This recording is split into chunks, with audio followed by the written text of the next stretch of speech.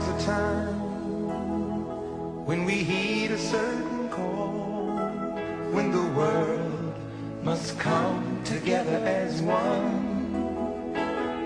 There are people dying. Oh, when it's time to lend a hand to life, the greatest gift of those people. What that did is put into the minds of everybody sitting there, all of a sudden, they gotta be black people up at the Capitol, because she said those people. Well, I got my opportunity to get up and talk at the microphone. I said, I am one of those people up at the Capitol. And we need to address that in a different way. This 92-year-old lady said, I'm fed up and fired up. I'm telling you all, I'm fired up because I'm fed up. You know what I'm saying? We get talked about all these things like, oh, you gotta have straight hair. Since when? Yeah. When do we have to cut our hair to be successful black men? Yeah. You know what I'm saying? When do we have to wear all these covering clothes to be women? You know, like, when did all this stuff start? And if we start looking at that, then we can see like these lines started from some man who's Caucasian.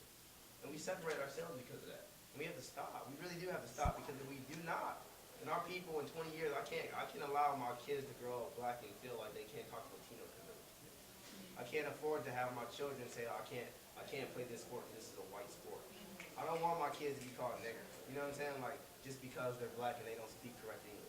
I want my kids to be able to express themselves to the fullest. What we've learned in the past hour just talking about our experiences is it is deeper than that. You know, it wasn't a stand your ground that had Draymond laying dead in the grass or in the street. It was, you know, it was the criminalization of this culture that we're a part of, and the school to prison pipeline, the cradle to prison pipeline, the conception to prison pipeline that like starts off, you know, before you're even born, placing you in what your place in society.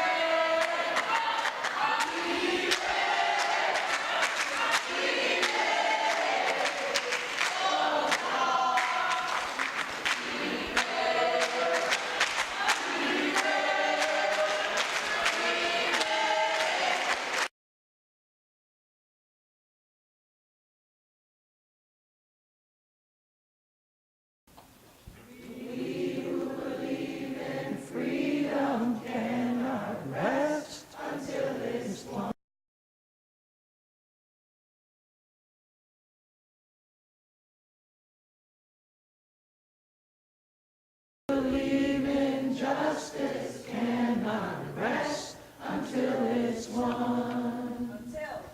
Until the killing of black men, black mother's son, is as important as the killing of white men, white mother. That not guilty was the answer to the question everyone had been asking for a year. And we're filled with many questions. What do we do next? What do we do? What do we do? And it was thus at that moment that we decided collectively that even though the media told us that the only recourse for people that look like us was to riot, and the only next step for people that dressed like us was to destroy and burn down our communities, we decided to start on a journey. And so we came from plane, train, and automobile to the smallest big city on the East Coast, Tallahassee, Florida. We said that you dare not call us protesters, because it is a mischaracterization of who we are. We recognize that there is spilled milk on the floor, but we're not crying. We said we came here to the Capitol because we wanted what we all deserve, a seat at the table. And we said that we were willing to stay here until our work was done. We said that if you would not allow us to have a seat at the table, we would sleep on the floor until you gave us what was ours. And so that's what we have done for 31 days and 30 nights. We've slept on the floor, and we've waited patiently. And we came here on the morning of July 16th to discuss what we call Trayvon's Law. And for the better part of the month, we have engaged you. We have engaged young people in a dialogue about what it means to fight for power and to have power. There are a number of definitions for power. Scientists may say that power is the ability to move, the ability to act. An organizer may say that power is organized people and organized money. A black man in the 60s may say that power is the ability to define phenomenon and make it act in a desired manner. And we came here to sit on the floor because by no matter what you define power to be, we knew that in the state of Florida, we had none. All right now. And so we came here on the morning of July 16th with a very simple goal, not just to pass Trayvon's law, but to show you what democracy looks like. And so today I'd like to list a few things, a list of accomplishments that we've accomplished along our journey. First, and I'll say it slow, we've stayed here longer than anybody else in the history of the country. Stayed here 31 days and 30 nights. We've been here longer than the governor's been here. We know the governor's office better than the governor knows it. I don't even think the governor knows his reception. We forced a poll that the Tampa Bay Times said was doomed. But it was the first time in history that an organization that didn't call its home either side of this building had forced the poll of our lawmakers and forced them to answer a question of the people. And it means a great deal to us because now we know who's with us and who's for us and who's against us. Ordered a hearing on Stand Your Ground. A hearing that he said he would never have. And we know that he would not have had we not been sleeping on the bottom floor of this building. And we are looking forward to that debate because we know Stand Your Ground doesn't have ground to stand on. Come on now. We engaged Mr. Matt Gaetz in a spirited debate online. And I'm looking forward to meeting him in these halls to have a true discourse about a law that allows for vigilantism, allows for fear to end in death. And today we're proud to announce that we have secured a meeting with the FDLE to discuss our plans around racial profiling, the changes that need to happen in our law enforcement around racial profiling. We will indeed have a seat at the table. And in our second issue, the school-to-prison pipeline, we're proud to announce that we will be meeting with the heads of both the Department of Education and the Department of Juvenile Justice to discuss a list of changes, a list of bills, a list of policy adjustments that must be made and that must be brought forth, generated, built, developed by young people in the state, people of color in the state. And we also have a bill up presented by Senator Dwight Bullard that we authored that will get its day in one of these halls on the school-to-prison pipeline. But now the real work begins. And so it is now that I am proud to announce that our work and our power has grown too big for these halls. Amen. And that it's time for the movement to continue. All right now. And that this is the last time that I'm going to sleep on any floor. All right. And so as we announced just last week, I'd like to reaffirm our intent to register 61,550 voters in the state of Florida, because we will indeed never forget. I'm proud to announce also that we will be marching to the governor's office after this press conference to issue his eviction notice. All right. Scot-free. And that later on in the month, we'll be marching with our brothers and sisters of all races, creeds, and colors to Washington, D.C. And that our organization has been given a short time, but time indeed, to address the crowd at the March on Washington. I want to take a few minutes to thank everybody that has supported us throughout this journey. This is only the beginning of Takeover Florida. We will lead from here into every college and university around the state.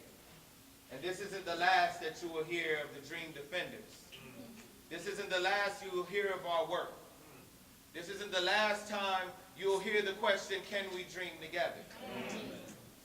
For no matter where you hide, Democrat or Republican, in Miami-Dade, young people are going to soon be asking you, can we dream together?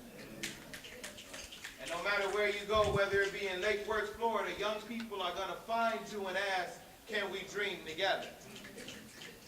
And if you go to your summer home in Pensacola, Florida, just best believe that young people will find you and be asking, can we dream together?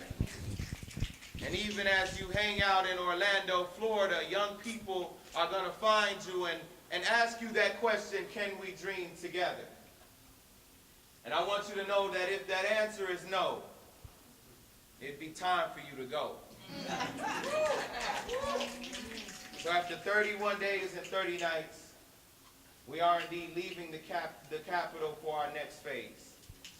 Thank everybody that's been here today, and looking forward to telling you more about our plans. Good afternoon. My name is Julian. I'm the chairman emeritus of the Legislative and former member of the Student Nonviolent Coordinating Committee. And finally, so very, very happy to be here on this occasion. I say to the young people here, you're ending a protest, started a movement. That movement is going to reverberate across the state of Florida and eventually to the adjacent and adjoining states until all of America knows something about the strength and the power that was demonstrated here. It's fitting that the 50th anniversary of the March on Washington is occurring in a few days. That movement made this movement possible, and that movement, your movement, gave our movement its legacy. These young people have much work ahead of them. They remind me, I have to say, very much of myself when I was their age, thinking that I could change the world, making some changes, still waiting for others to happen, still active as I can possibly be in the movement for social change. The Florida NAACP has pledged its support to these young people, to help them in their goals, and to assist them in any way that it can. I cannot tell you what a pleasure it has been to watch from afar what these young people have done here, how they've rallied their community, how they've made won important victories, how they've changed the governor's mind about who he's going to meet with, changed the mind of the member of the committee that oversees this law, which gives anyone a chance in murder who likes it, has changed his mind. And I'm just so glad to have had this mild association with them. I understand we're going to have questions now, and I'm anxious to answer any question I can try to answer. I just want you to know what a great, great pleasure it's been for me to be here. Thank you all. Thank you, sir. The level of leadership and the level of commitment to this struggle is equal, if not greater than experienced in my day. But there's so many similarities. People have come here to this state capitol not just from around Florida, but around the country to join this protest, this sit-in. And you can expect that others are going to join them as their movement spreads across the state. So I think it's hard always to say, well, this movement did this and this movement did that. But I think it's fair to say that in many, many ways, what happened here over the last several days is very much like what happened across the South in the days that I was a young guy. And it was not that long ago. So I think there's much to be seen. There are many comparisons to be made between today and yesterday. And those of us who were active yesterday are so happy we've offered this model and so pleased to see people doing. You know, I got an email today from somebody involved in the 1960s movement who said, I'm so taken by what these people are doing in Florida, I want to do X, Y, Z. And I wanted to say, well, wait and see the announcement that's going to be made and see if you won't expand what you're going to do than what you had proposed to do. And I know her, and I know she will, and I know that others of my age and generation will do everything we can do to assist this process, as will good-hearted Americans all across the country. So I think it's unfair to make too many comparisons, but this is the same struggle, the same fight, the same eagerness to do something about it, and we're lucky to have these spirited young people involved in it. Here, that there were 3 avenues by which we could push for a special session. And while we were here, we pushed the button of every single slot. We did the poll, right? We queried the Senate President, and we queried the Speaker of the House, and they both said no. And the Governor said no, okay? And so those were the 3 means by which, short-term, we could get this session called. And then there's a long-term response to that. This is only a beginning. Our goal when we moved here was to engage our elected officials in a discourse. And we knew we were coming here during an off-season for them. So we had to stay here and give them all an opportunity to stand up and be counted. And so we met that goal. We said a number of times that we wanted to call the session. We still want to call the session. But the totality of our movement is not here. And it is our belief, it is our opinion that our work here for this time is done, and we're looking forward to coming back in 30 days. It's 9:23. And what would you say to these men and women at FDLE who've been tasked with hanging out with you guys all this time? Right. You know what? I say they need a raise.